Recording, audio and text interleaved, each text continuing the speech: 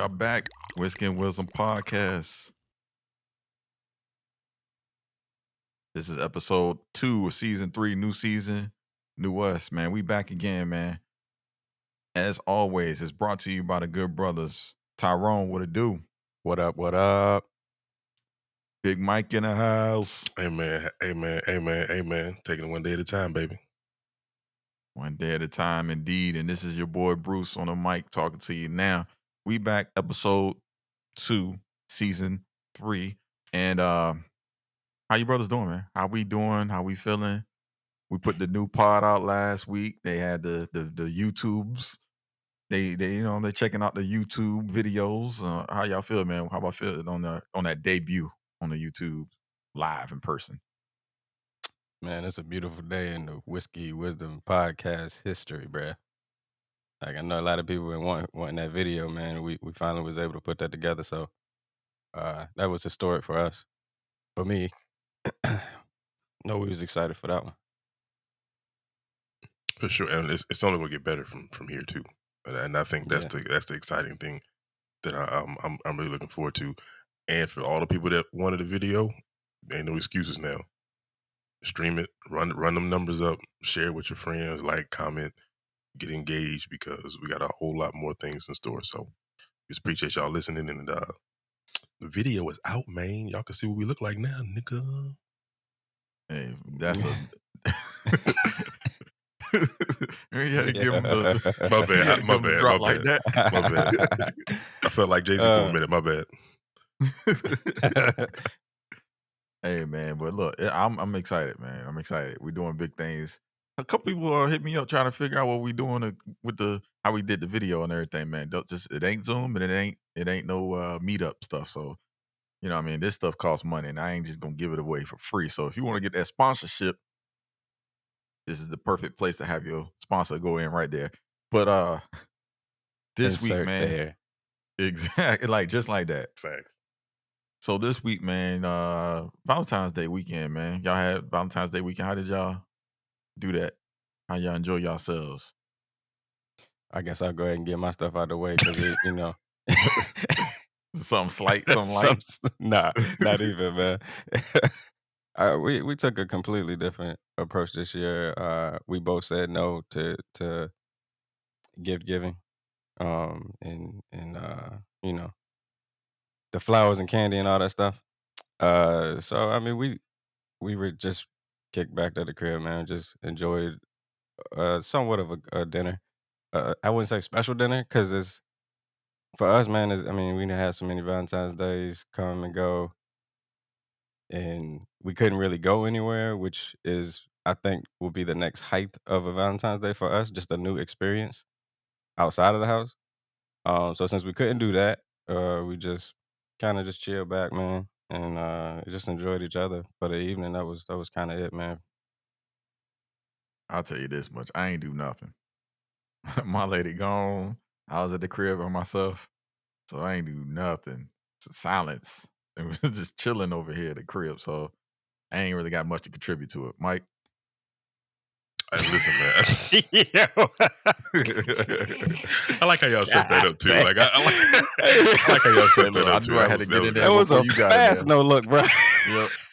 I ain't gonna lie. I almost last missed year, it. hold on. Wasn't it last year you did the chef? You had the chef come to the crib. Wasn't it last year? We did the chef's table last year. What we did, we did the chef's table last year. Yeah. That's why I got out the way. I got out early. He gonna get out the paint. I ain't got nothing to contribute to this game. Hey, yo, I ain't gonna lie. I almost missed that pass. It would came so quick. Don't kick it to me. Oh man, honestly, man, we did the same thing too, man. We just kind of chilled out. We didn't really do anything crazy. I did fix dinner though. That's kind of what I do normally. We just kind of chilled out. So she wanted some seafood, so that's what we did. Nothing too crazy, and we did take a little different approach. It's kind of maybe a little weird, but we Judas and the Black Messiah came out last weekend as well too, in theaters and on HBO Max. So that was one of the things that she wanted to do. So we sat down and actually checked the movie out, and I tried to stay off of social media because once it came out Friday and everybody was out there trying to stream it and Yeah, it'll ruin it. give their think pieces on it. So I was just trying to Yep. let me stay off here until I can actually sit down and we got a chance to watch it. And it was a Yeah. really great film, man. It was a really great film. I think a lot of people missed the boat. I don't want to say missed the boat. I think people thought it was an actual autobiographical film on Fred Hampton, and I don't think that really was the case. It, to me, kind of more felt like William O'Neill telling his side of how things transpired and his place and part in the assassination of Fred Hampton. And that's kind of what I gathered from. But I know a lot of people you can look at the movie and see that. But to me, it just kind of Fred Hampton's life was just more than that 1 year period. You know what I mean? That in his time. So Yeah. I but have you guys checked it out? Have y'all watched it and what do y'all think about it? I think that was a good angle or perspective that you just laid out. Um, and it's so many ways people can look at the story. It's so many things that they can pull out, ideologies, and how we've gotten to today with certain people falling victim to certain things that came across their table. Um, I mean, I thought the movie was really good. I thought the whole cast did did their thing. There was nothing really that I could take away from the acting standpoint. I think it just the expectations will dictate the opinions. I think in this situation because from what you know or what you have heard or what you have read, will dictate your opinion on the outcome of the film. And I'm gonna just leave that like that because it's so many different ways you can analyze that film, Mm, and you can feel like yeah, it's always one of us. You know what I'm saying? But did you get the bird's eye view of what happened? You know what I'm right, saying? Like right. you could this was a this was strategy. You know what I'm saying? I don't think he just walked up there and said, "Hey, sign me up." But like I said, it's so many ways to go with that, man. Yeah, yeah, yeah. Like that, and that's why I said it depends on your what was in your mind before you watched the video and your understanding of that situation. And I think that's what you get from it, the various opinions, and you can kind of see people's mindsets prior to the film. But does people's mindsets really dictate your feelings about the movie? I mean, to me, I don't even, I never look to other people anyway for their opinion on how they felt about something or how they were impacted by something, just because it's just people only just pick up different things every time. Like obviously, I picked up something different. I could possibly picked up something different than both of you, Yeah. but just because Right. y'all feel a certain way about it doesn't mean like it should dictate the way I feel about it either. That's true. Yeah, it shouldn't, but the world that we live in, there's a large population of people that flock to social media, and those are the people that do put other people's perspective and hold them high, or hold them to the point where they feel like they have to rebuttal. Mm, But I'm with you, Bruce. I don't feel. I mean, I kind of stopped that a while ago. People will have an opinion about something, and to the point where I'm enraged about it is non-existent for me as well. Everybody's entitled to their emotions and their feelings, and how they verbalize those or display those is that's their thing. But yeah, you're right. I mean, for me, none of that would really affect me either. But we do also have to understand there's a large group of people that do allow that. And I think that's even more in tune with how we get all of these mixed bags of opinions and people in some form of outrage because of what they heard or what they read from mm. another mindset to another mindset. Okay. So what's some of the things you've I don't want to make it a reactionary thing, but I mean, it would be doing a disservice if I didn't ask this to like kind of get the gauge. What were some of the things that you were getting back from some of the like people you follow or people you've spoken to already about the movie? Like, what were some of the takes that you were seeing? Either of you. I mean, so uh, me and my, me and JP, we kind of touched on it a little bit um, on Wednesday when I talked to him, and you know, we Artist talk. Yep. we we kind of shared the same sentiments, but I think a lot of it was more so he was. he was kind of under the opinion too, where I think, and we kind of discussed this too, where the Black Panthers could have been so much more than just the pieces that we know about, the main leaders and figures that we know about. Um, and he kind of mentioned that the Black Panthers really could have moved on further. They were just a group of militant individuals who just really wanted they wanted to make some change, and what in the movie showed and dictated was the things that they did in the community, which were great. But Mhm. at times what you see is when you have these quote unquote messiahs that are leaders in these movements, sometimes if you use your words to carry the movement, when that person goes, the movement's going to die. So how do you create a foundation for a movement to continue to go forward in spite of your untimely death, demise, or whatever the case may be? And I think that was one of the huge things that I gathered just talking to him about it. And like we kind of both agreed to, it wasn't really an autobiographical film like some people have mentioned. Um, and then too, uh, Michael Smith and Bonnie Jones, they went on Clubhouse and did their little dissertation on it too, which was kind of dope to hear. And some of the people saying it, and then I think too was a lot of interesting tidbits to try to uh, take in. And one of the ones that I found was the other side of that coin, and the white people who actually saw the film were just being outraged, which was kind of good to see, because I think sometimes too we don't really get a chance to see how these governments, the governments that we so called trust, how they play a part in our demise of unity, and how they don't want to be unified. They want to create separation and segregation. They don't want us to integrate at all, because they know when we all kind of come together for a common good, a common goal, there's no telling what power we have because the power is with the people, and that's one thing that we kind of can take and hang our hats on. Yeah. You got so much you just said I want to unpack, but I'm gonna Yeah, allow Tyrone to go ahead and give me some of his thoughts as well. Um, I think the main thing, and this is kind of when I signed out, so I don't have many examples. Because this is kind of my first conversation um of unpacking the film, or not unpacking the film, but just speaking about it. But the main thing, as I mentioned before, was just the complete missing of the boat of William O'Neill's story, or his side of the story. I think that was the biggest misconception um, that I saw, and then I was like, "Yeah, all right, exit stage left," because we get so hung up on one little piece of a story that we never take ourselves out of it and go uh, get the bird's eye view of all the mechanics of what went into it.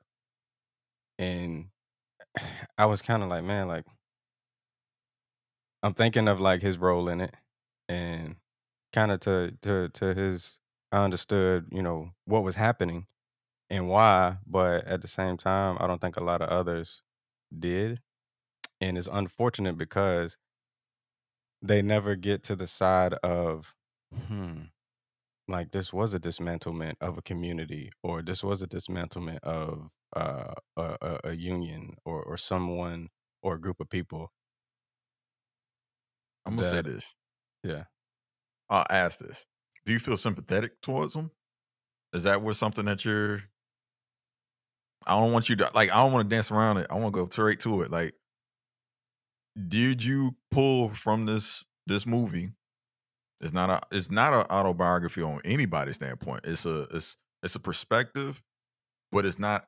I can't say that all of this is all exactly factual because neither nobody's here today to tell their side of the story. So Yeah. these are all interpretations. right. So from your interpretations that was provided, do you come out feeling sympathetic towards them?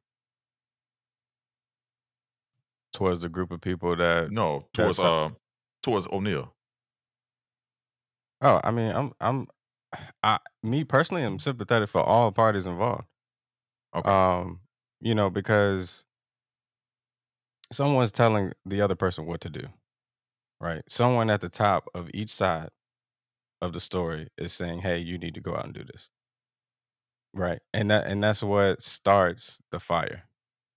You've got Mm, somebody intentionally going or intentionally going out to dismantle something, and this is their way of doing it. And then you got another side that's just trying to fight back and trying to get their equal opportunity and push a little power to say, hey, we're not gonna stand for that.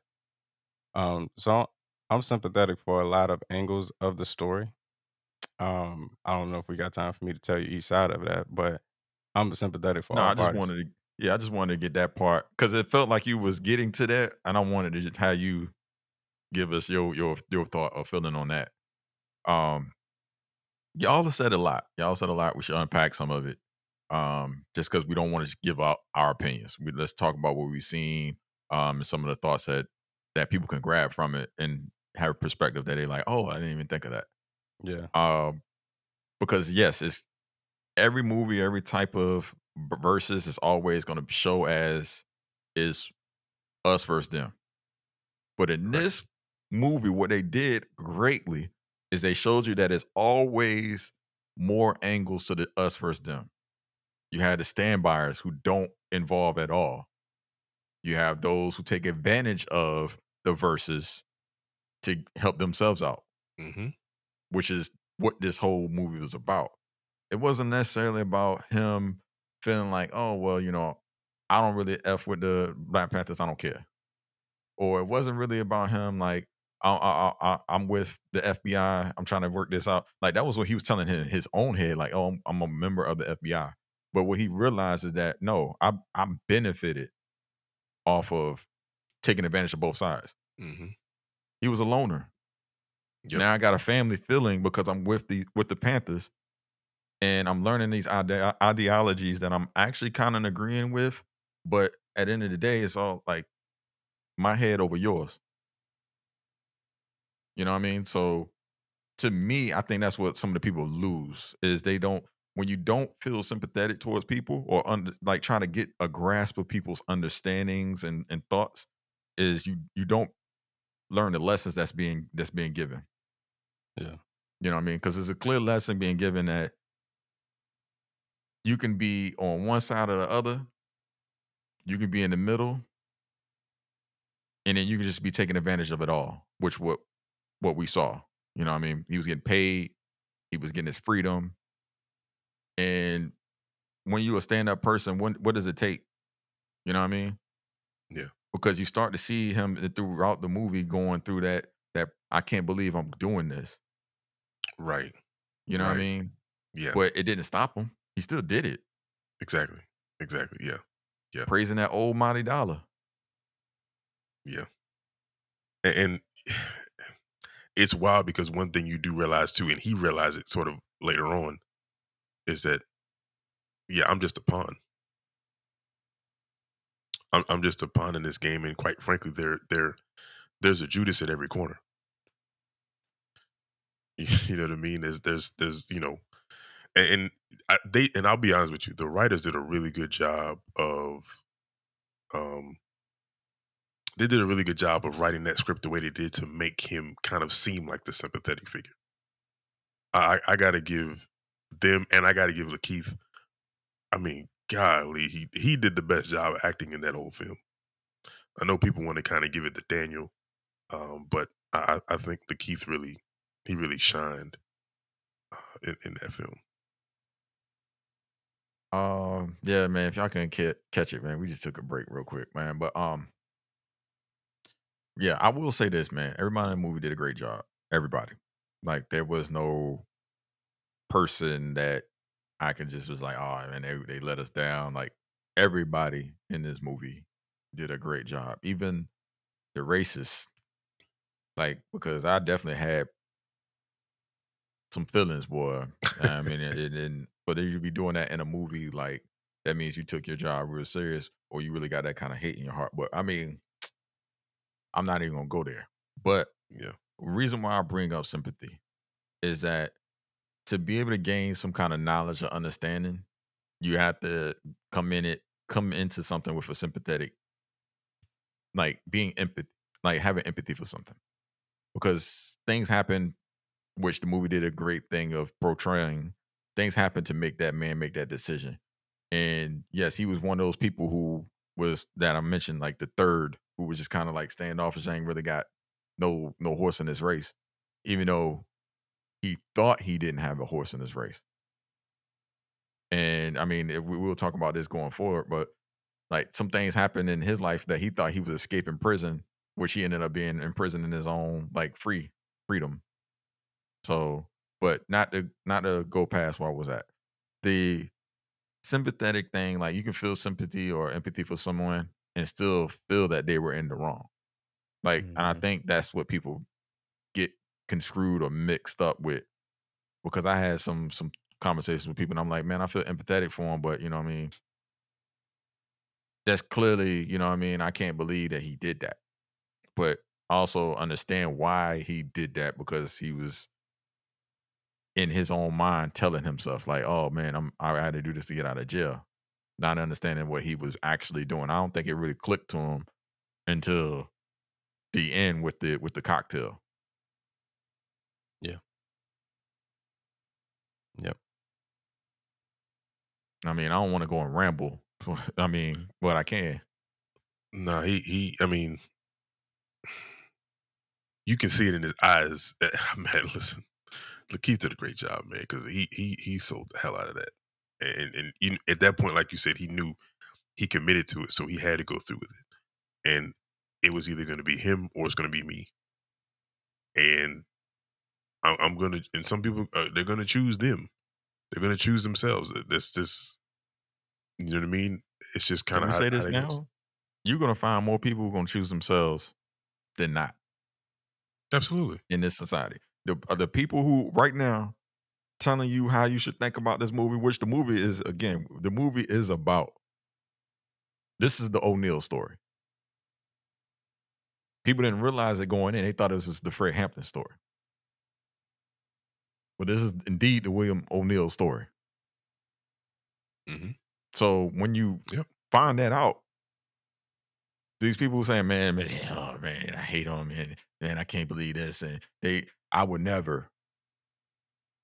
A lot of people saying that I would never. Ain't been in that shit. I would put money on you gonna find more people who say that they would never that would actually. Hmm.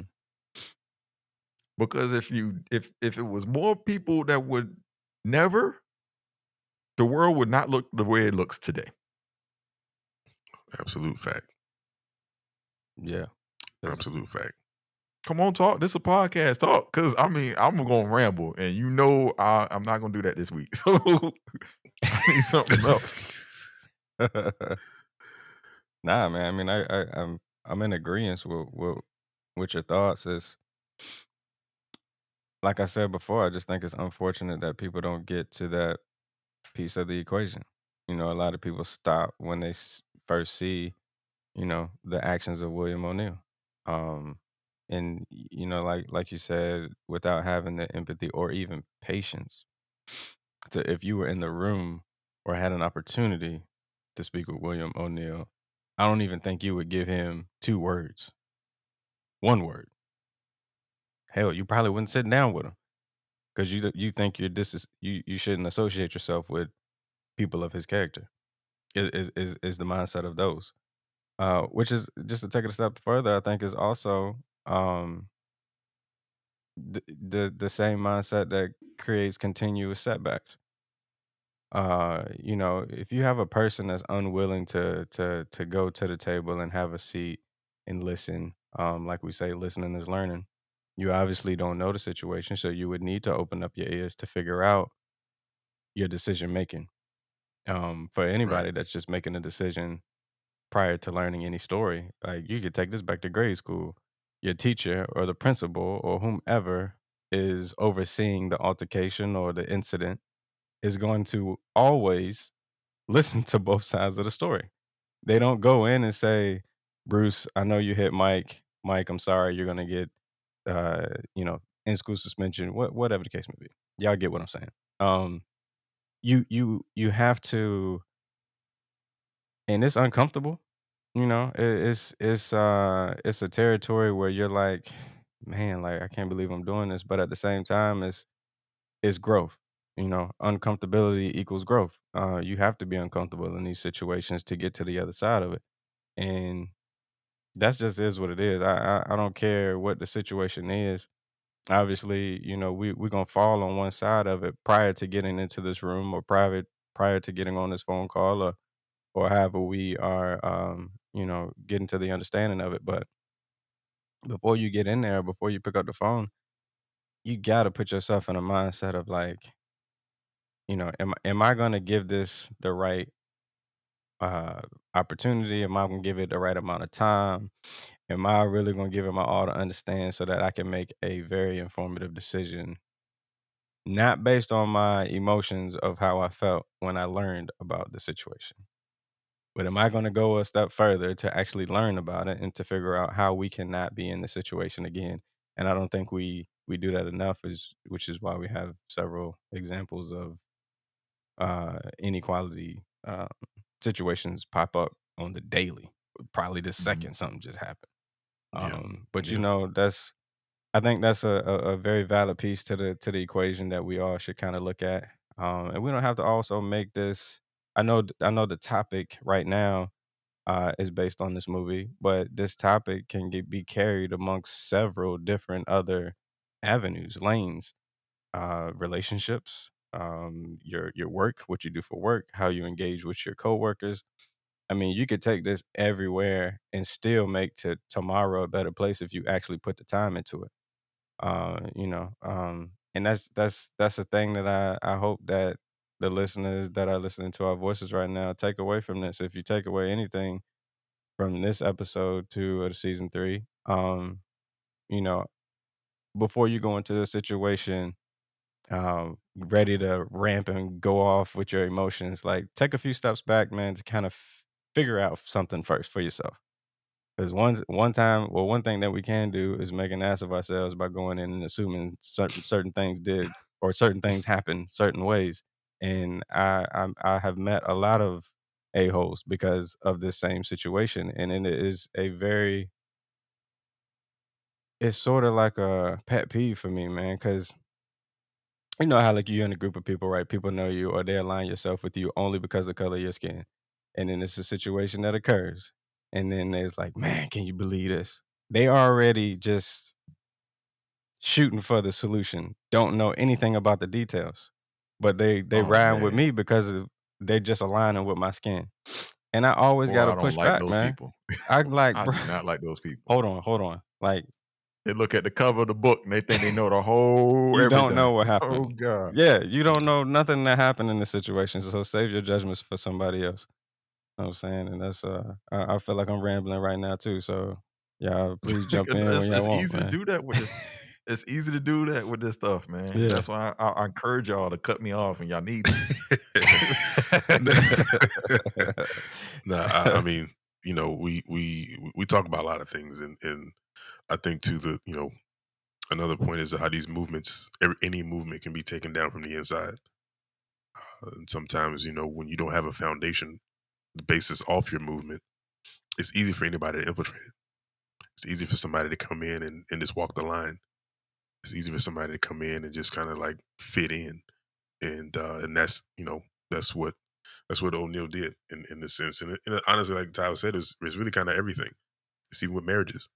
You letting outside influences come in and affect your marriage. Sometimes people you don't know. So it's a bunch of Judases walking around, Woo. posing as your friends, family, co-workers. So it's a lot of friendships. You know what I Didn't we mean? say this last week? Ain't nothing new under the sun. Nah. Not at This all. been going on in the greatest book ever written. Mm-hmm. Yep. Yep. And unfortunately, the story of Judas is in the Bible. How you deceive Christ. So it's one of those things where, like Bruce, like you just said, you just hit the nail on the head. It's a recurring theme, and that's just kind of the morality of people. You have people that are what you got a bunch of Judases in every corner, Hmm. and we you gotta be mindful of that. And when you know it and you feel it, you have to address it accordingly. And I think that's one thing that we may kind of not do a great job at. Right. Mm-hmm. I'm gonna say this, and I know this is gonna be something we're gonna talk about in a later podcast. But is this a design flaw? in movements in the revolution where that, and I mean, I felt like Fred was definitely preaching that, the power is in the people. It's not in me, not in me, but in the people. And that's another thing the movie did greatly as well, is portraying that part of him saying that and really feeling that I'm gonna die in these streets. Yeah. I'm gonna get killed in these streets. And he was preaching and trying to tell these people somebody has to be ready. Not somebody. Y'all have to Everybody. be ready. Everybody. Yeah. Yeah. This movement can't stop once I'm no longer here. And what happened? He got jailed. The movement lost direction. Mm-hmm. Or at least it lost direction in this incident. Yep. But we've seen it in all the other incidents of the Black Panthers. Mm-hmm. An arrest would happen, or somebody would get killed, and then that's how you got the infiltration. That's how you're able to, because everybody's standing up for this revolution, but they don't know how to move forward. Like, it's easy to move like a certain way when you got people watching you. Mm-hmm. But when ain't nobody watching you, and like your parents ain't there or the teacher not there, Mm-hmm. that's when you see the real character of real beliefs. Right. You still gonna stand tall, or you gonna fall? Yeah. Yeah. And he was trying to tell the people there, and please cut me off. He was trying to tell the people there to not stand behind me, stand behind the movement. Yeah. So that way, when I'm not here, the movement is still moving the way it should be. That's our biggest flaw. I think that's the people's Not biggest ours.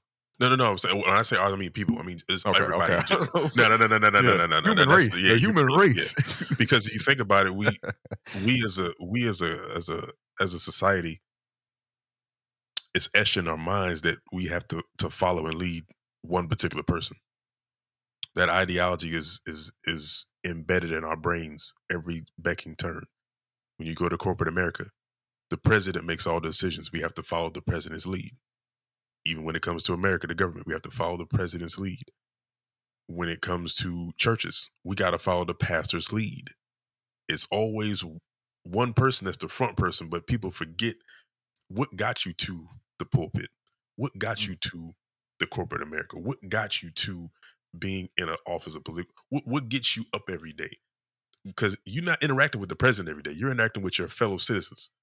You ain't anybody gonna say, hey, what's up, Joe? Anybody, hey, Kamala, hey. No, nobody's doing that. You know what I mean?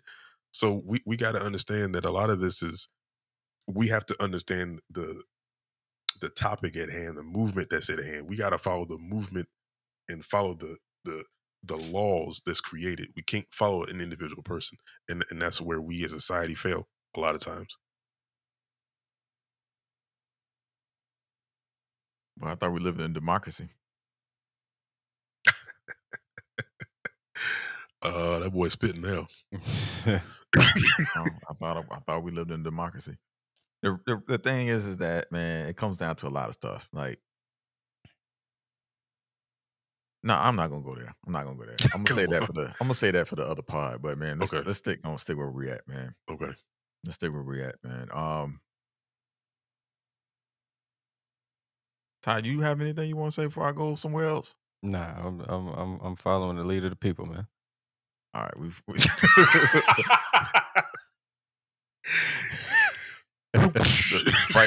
right now, it sounded like the lead of the people is me, and I don't want to do that. Nah, the Whiskey and Wisdom podcast got to move forward, whether I'm here or not here.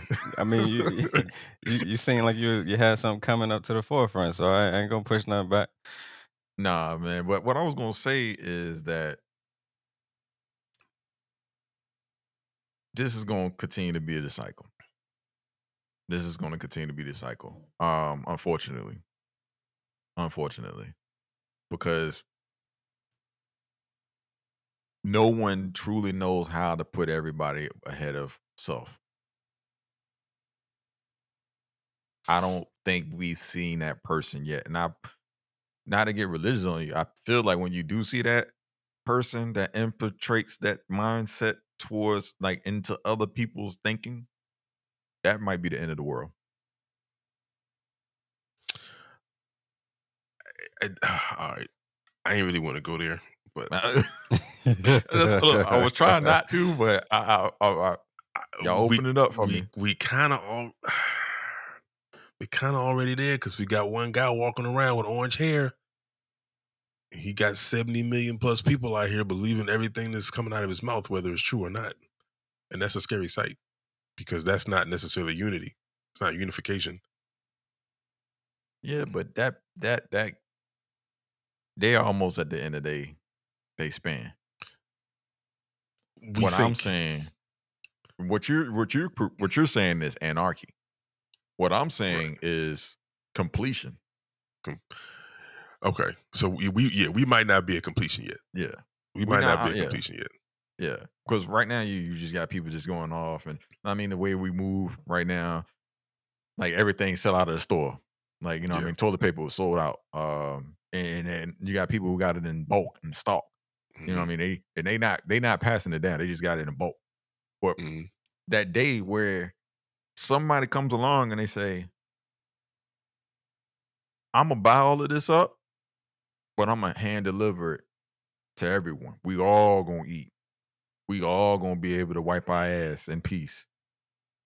You know what I mean? Like that those people, you see sprinkles of it every now and again. You Hmm. got people who, when it's freezing outside, they get the homeless hotel rooms, putting others ahead of themselves.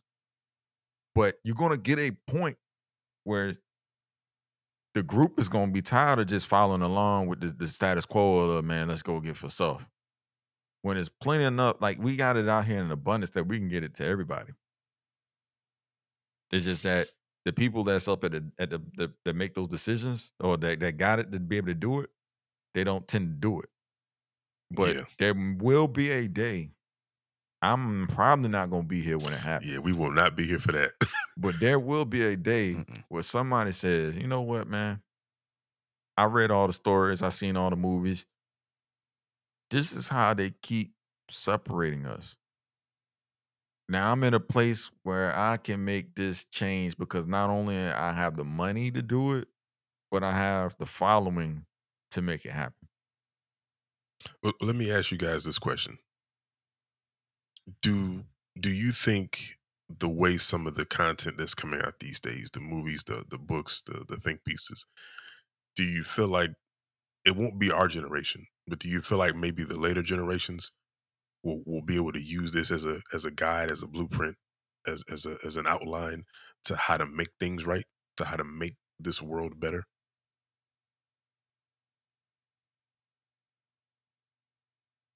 I, I don't know, man. You like it's great if you have the example Bruce just put out there, right? Everything is bought up, and we're going to divvy it out as we see fit. I s- I still don't think all of mankind is going to jump on that wagon. I still feel that there's going to be a group of individuals that are still aligning with self, and maybe people around them that they would spread their unselfish ways too. But and to your point, yeah, I mean maybe I can't fathom that because I know it's not going to happen in my lifetime. So maybe that's playing a major factor into why I'm saying what I'm saying. Just because of the examples I've seen and read and heard about versus what we still continue to see. Maybe that's why I can't get there. Um, and not saying that I would be leaning on the side of not wanting it to be that way. It's just that I don't see that. Um, and I think the ones coming up behind us may have that same tune and that same way about them because of now there's yeah, I think now is like not the most equality unequality that has been exposed, but I think it's just now and easier to get to some of the sources if you really wanted to understand some of them. A lot of the stuff was kind of hidden if you go back, but now I think a lot of it, if you really want to get to it, you can. And I think the generation coming up behind us is about that.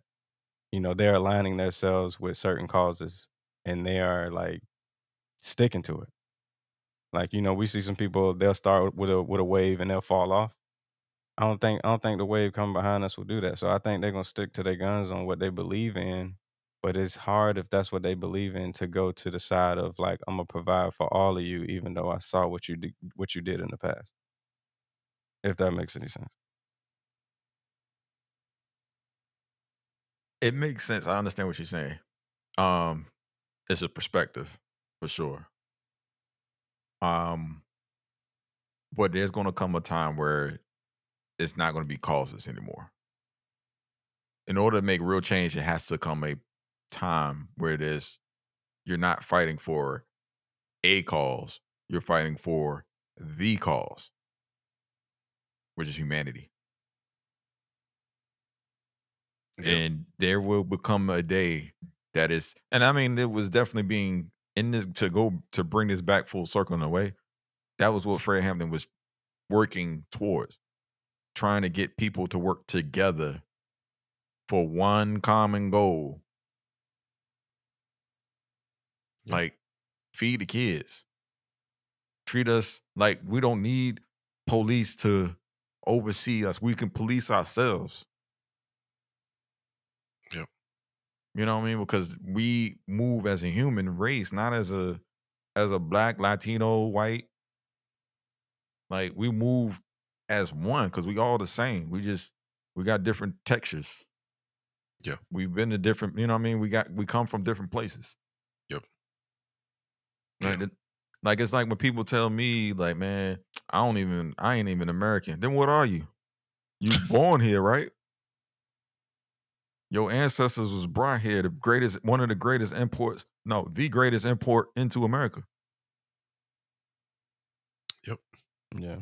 Yep. So I'm not gonna let somebody else's opinion sway me one way or another. I'm American.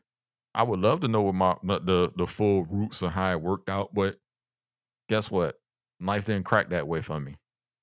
But at the end of the day, above all of that, man, I'm human.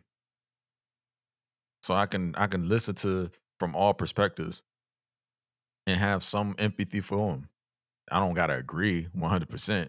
Like that's just crazy. Yeah. But I can be empathetic to be able to get to a place of understanding. If other people can get to that place with me as well, be empathetic for the way I feel. Because we all, I mean, we want to break it down, man. Like we all going through. We need counseling. The world needs counseling. Everybody in the world needs counseling to talk to someone because there's buried down histories. There's things that we like. As bad as it is today, it ain't as bad as it was yesterday. And I think people forget that part. Yeah. And this movie was a reminder of it. Yeah. Yeah. That hatred was vile back then. And I mean, it wasn't that long ago, but it was. You know what I mean? It's like only 40 years ago. Like we were sitting there, you literally have cops mocking black, uh, Jewish, like they're just mocking people in the streets. And your job as a police officer, serve and protect, not to ridicule or judge. And we've come a long way, but we still have a long way to go. A long way to go. And I'll be honest with you, I think it's going to take at least two or three, maybe four generations after ours to really be able to make that change because it's going to have to start with the kids. Yeah. Bruce pointed this out earlier. It's just we got to start with the kids, man, and we got to start early. And a lot of that stuff starts at home. It's how you start raising your child, the things that you embed in them at an early age, the ideologies that you embed in them, the morals, the ethics, the human characteristics that you try to provide to them or teach them at a young age can help carry along in hopes that if they run into a situation that's unfavorable to them, they're able to sit back and use their earlier teachings and learnings to be able to navigate and to not compartmentalize everything that's going on. They want to be able to, to move past it and grow from it, not let it be a setback. And I think that's where we have to kind of make that transition. Yeah, I mean that's definitely where it should start. But just to touch on what Bruce was mentioning earlier with like, how you got some people that say uh today isn't all that great, just kind of overlooking a lot of what happened before we were alive. I think that sparks from just that's when they get their experience of a piece of what happened back then. And I think that's why they hold today so high of it being non ethical and no equality for us all. And I think they're just only leaning on their experience. But as you said, when you look back and you get these examples and the visuals that we do have, it was definitely 100 times worse. So yeah, I mean, to both of y'all points, we are in the better today, but I think it's also very important to always add on to the end, as both of you did, is this is still not where we need to be. We're still behind. I mean, yeah, we made some progress, but we still behind. It's not. It's I just for those that make that statement, I'm looking at them to kind of see what they follow up with because a lot of people can say there's nothing wrong with today's time. A lot of people will say that Yeah, yeah, everything's fine. yeah, We're yeah, good. No yeah, no problems here. We're yeah, we're we're straight. And those are the ones that kind of go back to what we were initially talking about. Those are the ones that go to the table and hold on to their emotions and don't make it to the other side of the conversation because they don't see nothing wrong. So what are they going to talk to you about? Yeah, well, you gotta keep putting them seeds out there, man. No, yeah, don't misunderstand that for No, I saying get no, not I get to. no, I'm just saying that. I'm just Yeah, putting yeah, yeah, definitely understand exactly what you're saying. y- Um, you definitely gotta just put the seeds out. You know what I mean? Like today's taking care of the soil is what makes that plant grow. So just put them down and hope for the best, man. yeah.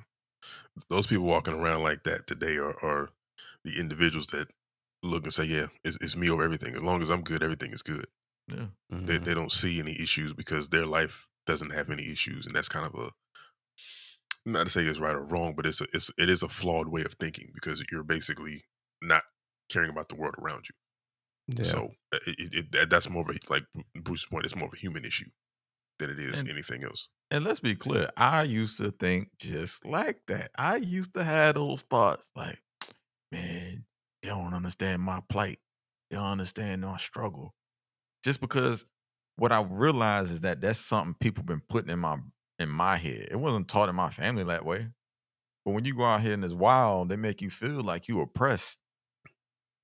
And a lot of these people who feeling like they oppressed, they don't know what that oppression feel like, man. Mm-mm. They is some people really going like way worse situations. You know what I mean? The poor person in America can look at another country and look at the poor person in that country and say, dang, I still got a possibility, but damn, they don't even look like and the person that's in that, they not even caring. They like, man, we happy with what we got, man. The, Yeah, the the Lord got the sun coming up every day, yeah, new yeah, opportunity. yeah, And I know we going all this is the wildest tangent, but that's what you get for the Wisdom with a podcast. Yeah. yeah, yeah, But yeah, it's just man, with age and with learning and with having conversations with people, perspectives change. You know what I mean? Perspectives change. And just because, like Tyrone said earlier, just because you and I got the same complexion, don't mean we got the same mindset or thought process. Yeah. So this is major, man. yeah, yeah. It is. It is. It is for sure. What else, our brothers, want to bring up on the topic of the movie? Anything else that stood out to y'all in that film, or anything that y'all like? Any other sort of hidden antidote or message that y'all saw in that film? I know what I want to bring up. Can we stop? I don't want to say it. Can we stop looking at the Why would you the European actors Oh man. and saying that they can't play American roles? Can we stop that? Can that narrative go away? Like the London black shouldn't be playing the American black, as if they don't know what race We ain't is got no. or they don't deal with racism and they like. Yeah, honestly, truth be told, like they're the only ones that's gonna take these roles. In all honesty, because I think what happens is a lot of these Hold American on, hold on. What actors, do you mean they the only ones going to take the roles? a lot of these American actors, man, they don't really want to play these. They don't want to be in these particular roles. Um, and I think that's more so because one, they either don't value the roles as much as those other actors do, or either some of them just don't really care about it as much because they feel like it's not something that's gonna fit their profile or fit their story or how it was. So how they lived here. Because I think there's a notion that people feel like, oh, what do you guys know?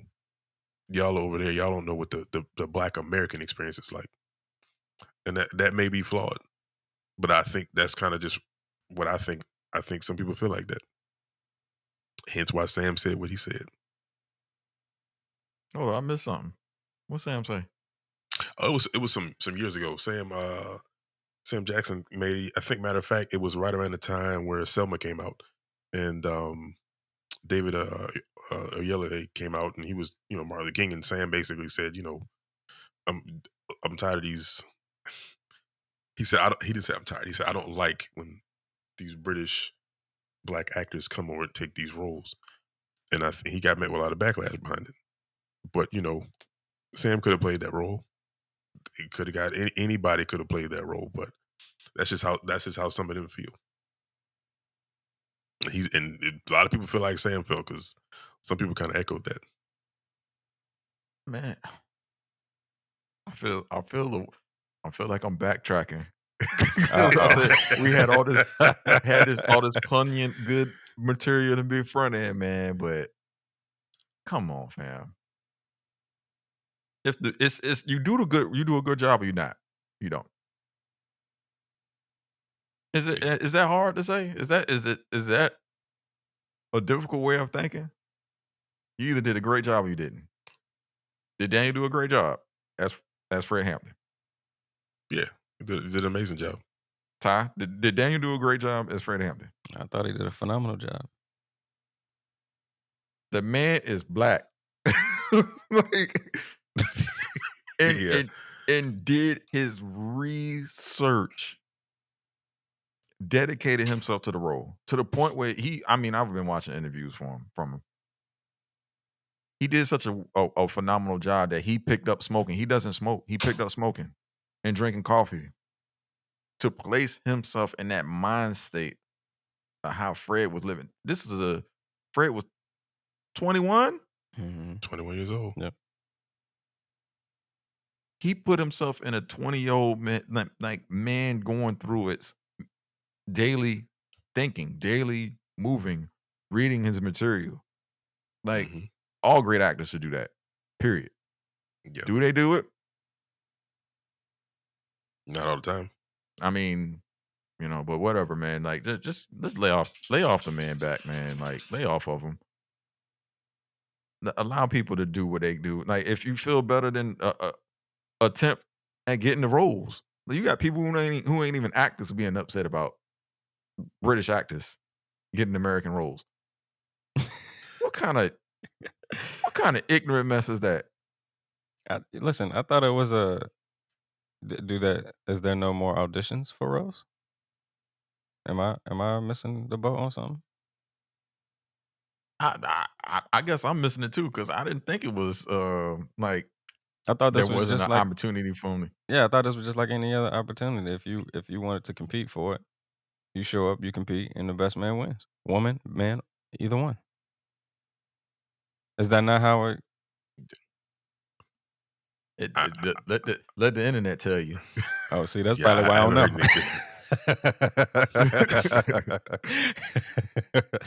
anything. I can't Yeah. believe they be really mad about that though, man. Like that's the part that be getting to me, man. Because why is he did a good job or not? I can see if he like trampled the role. Like if he was trash, then it would be like you would have a man. You shouldn't allowed him to get that. Yeah, because that But shows that he didn't respect the history the behind the role. craft, exactly. Yeah, yeah, yeah. Now, yeah. To your point, that would be a very valid reason to make that gripe at that point. We really, it's kind of hard to do it when he really did an exceptional job. Like it's kind of hard to really do that. But I think what I would do too is I would also challenge some of these American actors that feel like that. If y'all really have a problem with it, then either write your own narrative or story behind that particular time and act in it and play a role in yourself. Like there's always ways around it. If you don't like it, then you don't have to watch it.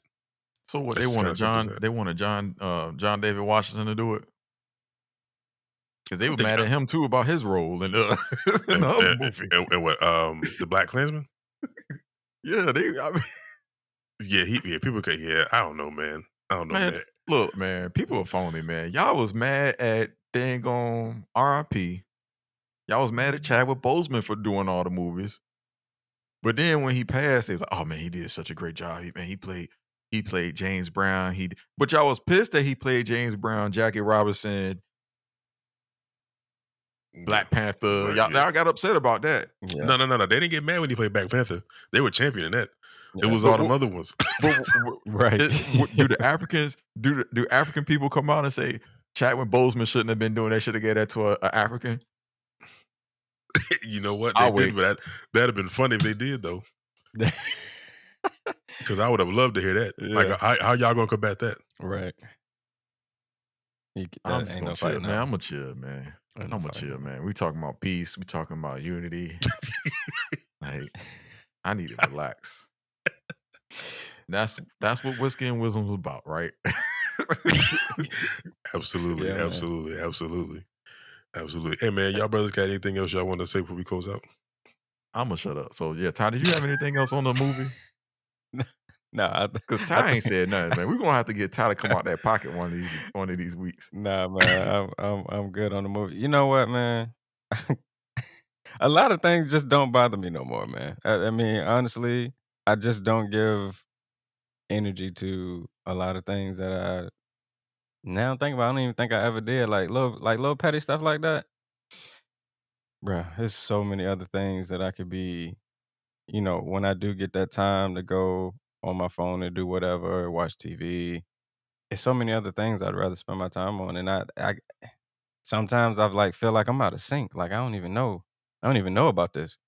But then once I learned about it, I was like, oh, I probably wouldn't have researched it anyways. You know what I'm saying? So I don't. Just a lot of stuff don't bother me, man. I guess I'm getting into that dad bod and mindset of what the world has come to be for me. But I don't know, man. A lot of people are just so driven to the social media, and they want to get on the news first. They want to intake it. They want to breathe it. They want to go out and say, "Oh, this person said this." And I'm like, how do you even know? Like even at work, like coworkers will come up and say, "Oh man, did you hear about this?"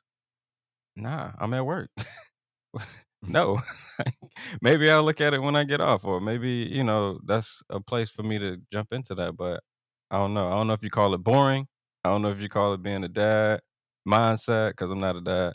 Or I'm a fur baby dad, but I don't know what it is, man. But a lot of that stuff doesn't doesn't bother me, man. It doesn't really fan I feel that. I feel that. Too cool for school, Ty, right there, boy. I don't know, man. I can offer a lot of perspective on a lot of topics, but a lot of times, especially with a lot of topics I hear on other podcasts and other media platforms, I'm like, man, people must really want to hear that because this is not intriguing to me. I think I'm phasing out of the entertainment and more so in the lines of how am I gonna? Because I'm really thinking about what am I gonna leave behind? What am I doing to be positive, and how can I uh, push out information, education about stuff that can really help people. And that's kind of what the focus has switched over for me. It's less of entertainment and more of like how can I? Because as we see, entertainment, man, it just covers so much stuff and sweeps it under the rug. While you're Yeah, being entertained, the world don't stop, right? But right. I mean, there's nothing wrong with entertainment, but it's just a But you feel that larger we're being over population of the entertained. pie of some other people's activity. So do you feel that we're being over entertained? I think it's more and more entertainment than enough right now. That I you feel could that. possibly consume. I mean, it's coming at you every day, every second. Uploads right now. I don't even going crazy. Some of it's meaningful, some of it's just entertainment. So I don't know. That's just my pocket. Nah, I feel that. I definitely feel that. But the good thing about it is one thing that I can't say. Maybe I'm speaking for you, but you doing this podcast is you leaving your legacy. 'Cause that's what we're trying to do here. We're not trying to we entertain, but we're trying to be informative, and we're trying to do things different than everybody else. Yeah. Everybody wants to talk about the same thing all over again, and that's cool. Everybody got a perspective. Everybody has an opinion, and they're entitled to it. Mhm. But it's a little different when you putting some information behind it, some context, and that's what's missing. So I think you right on your way with this podcast, brother. Hey, Believe that. hey, it ain't just me, man. I'm just a part of it. I'm part of the three. Oh, and another thing. No, I'm just we good, man. I ain't got nothing else to say, man. Peace, love, happiness, man. Share Uh, love with your loved ones, man. That's it. yeah, man. Absolutely, absolutely, absolutely. Well, thank you all for listening, watching, and streaming another installation of the Whiskey and Wisdom podcast. Please check us out on SoundCloud, Apple Podcasts, and Spotify. Also, make sure you follow us on all of our social media accounts at Twitter, Whiskey and Wiz, WISD1, Instagram, Whiskey and Wisdom Pod. And also, please like, share, comment, and make sure you go out and check out the new video on YouTube. Whiskey and Wisdom Podcast is the page. Subscribe, like, share, comment, get involved and engage in the conversation. Until next time, my good brothers Bruce, Tyrone, this is Mike. We are the Whiskey and Wisdom Podcast. Peace.